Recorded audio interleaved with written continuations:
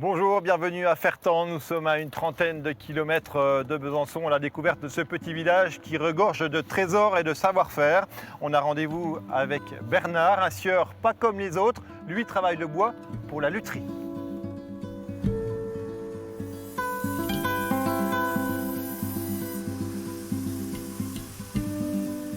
Bonjour Bernard. Bonjour. Je vous donne un petit coup de coude.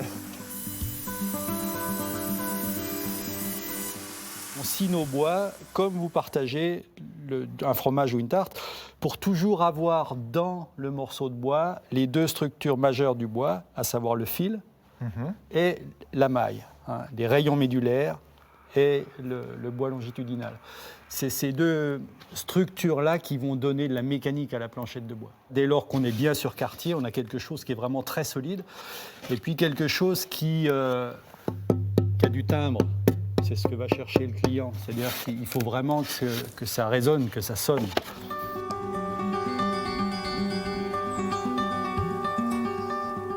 Alors là, on est dans le hall où on sèche, où on pré-sèche les bois la première année.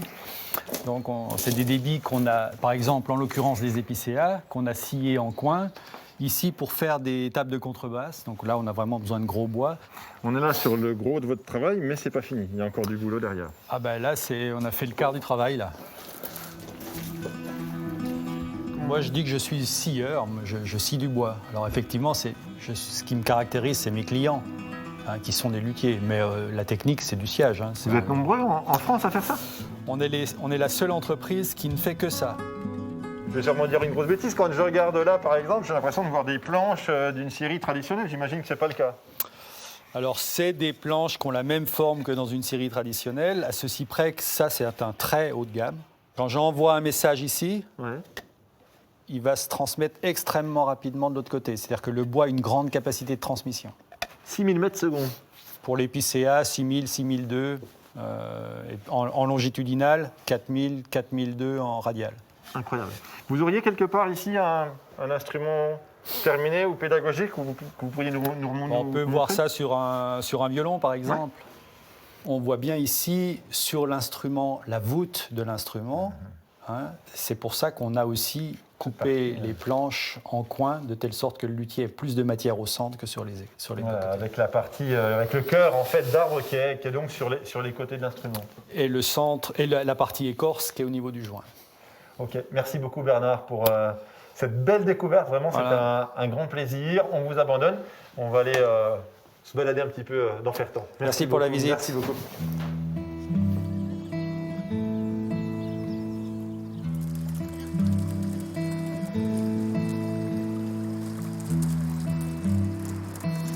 Bonjour. Bonjour. Excusez-moi de vous déranger. J'ai vu un cheval Pas de problème. Et je n'ai pas résisté à la tentation. Un beau comptoir, c'est votre métier? Eh bien oui, tout à fait. Je vous présente Idaho. C'est un jeune étalon qui va avoir 3 ans d'ici quelques semaines.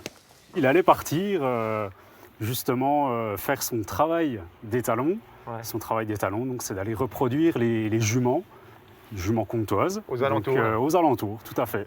Le cheval comtois, c'est vraiment l'emblème ici au village. De tout temps, il y a eu des chevaux comtois sur le village?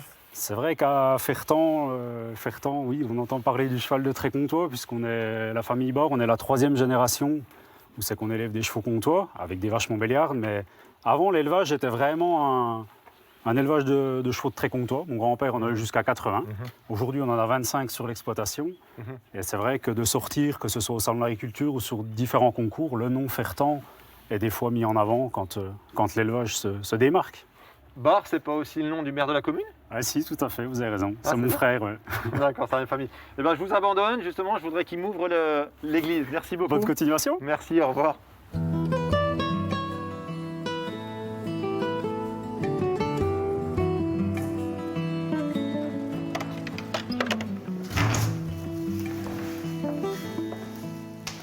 Ah oui, effectivement, ça valait la peine de venir à l'intérieur. Je comprends mieux pourquoi les 1 million estimés de travaux, des problèmes d'infiltration d'eau notamment. Oui, exactement. C'est visible. Voilà. Aujourd'hui, c'est une église qui prend l'eau, de nombreuses infiltrations, qui abîment les plats, les peintures. Tout le monde adhère à l'idée ou pas trop? Eh ben, vous savez, aujourd'hui, voilà, il y a des jeunes, rénover une église, ce n'est pas leur objectif principal. Mais moi, je suis là pour montrer qu'on ne peut pas laisser tomber un tel édifice. J'invite tous les habitants, toutes les personnes à venir voir ces œuvres d'art, ce magnifique monument qui est superbe à l'extérieur et qui est encore plus à l'intérieur.